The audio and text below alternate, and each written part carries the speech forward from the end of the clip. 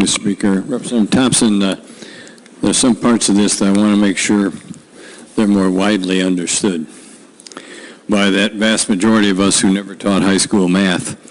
So let's start with on page 3 at the bottom, in this, I'm using my pages are the latest fiscal. There's a reference to the operations fund, and you've changed the operations fund rather substantially, have you not? Yes. Excuse me, yes, we have. In the simplest terms, if members are looking at their school run, they will notice far down the page a new line called operations fund. Is that right? Is correct. And that line simply wasn't there before. That is correct, because we now have a floor for all students. Right, and that's the essence of it.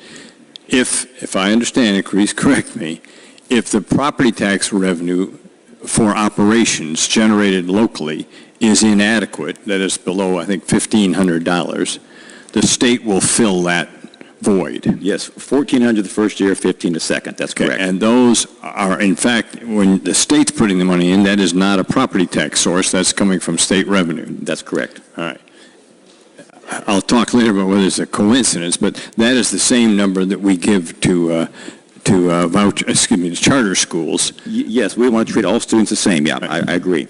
So, in effect, if I'm running a charter school that does not have property tax, I get $1,400 or $1,500 to fill that shortfall or that absence.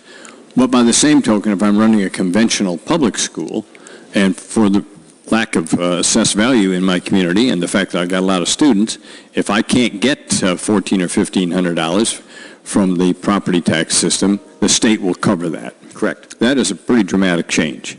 Yes, it is. I believe it's the right thing for students. And it's one of the things we're going to have to discuss, obviously, with our friends in the Senate.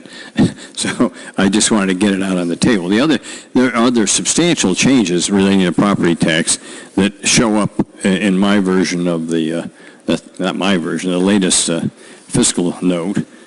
They show up starting on page 16. And so to put it in simple terms, I think, you've created a floor with this operations fund, but you're also creating a ceiling to some extent. It depends upon the growth of AV, because we're forming now this new thing called an exempt tax. And so if this thing would become law, when we land 8 years from now, we're going to treat all the students identical. I philosophically believe we should treat them the same. They're all students. I don't care rich, poor, color, skin. They all should be treated the same. That's where I'm at philosophically. So districts that are getting more than, is it 40 cents per $100 of valuation? That would be where we would land at. You want to bring it down to that if they're above that? Yes, and what would happen, I think, unless your real high tax rate, the growth in assessed value will overrun that movement down. So that's what's happening in this run right now. We're seeing that. So if we continue to have growth in assessed value, the fact that the rate is reduced under your proposal should not have a negative impact. No, if you have correct growth, and the key is the exempt tax. That's really a new concept, because what that does, and by the way, if you look at local units of government, other units come out ahead. They actually receive more money, and it's because, as we talked up here before, everything's rate tied. Once you hit certain thresholds on rate, things fall apart, if you will, financially. So these are major changes. Yes. Yes, and complicated changes.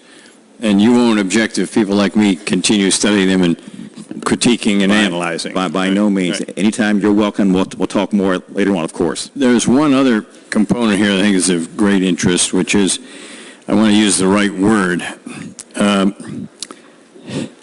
Some taxes are in effect protected from the impact of tax cap losses.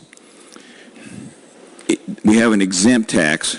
That's a new concept. Right. And the other is protected tax. And, of course, those take protected taxes. Debt funds are excluded unless you have a special provision. Right. That expires at the end of this fiscal year. That provision we put in code 4 or 5 years ago, extended it. There's not a need now, in my view, because you have the floor to take care of those students.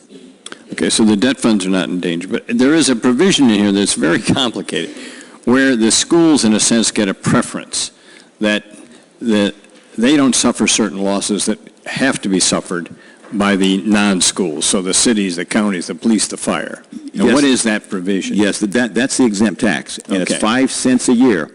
And the key is, and I told cities and towns and counties, don't jump too quick, because in the end, you receive, and the fiscal shows it, more revenue. They collect more, because the key is you're driving the rate down. As the rate goes down, at that point, you have less taxpayer savings in a sense, fewer homes actually hit the 1%. That's what's happening. So the hope is that although there's a preference for the schools under certain circumstances, that will not impact the other taxing units. It will help the other taxing units. So you think it'll help them in the Yeah, long run? that's what the data shows. I trust you know that on day one, that's not an easy concept to accept or understand. All right.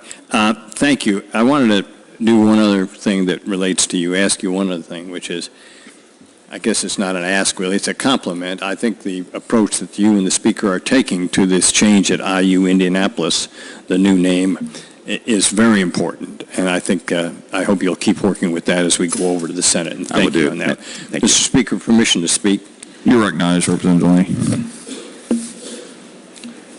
I'm going to talk now about my views of the budget. The first thing is, I have to say that I think we suffered an embarrassment yesterday on the Kinsey Institute. I think that's a barrier to my desire to even think about voting for this bill.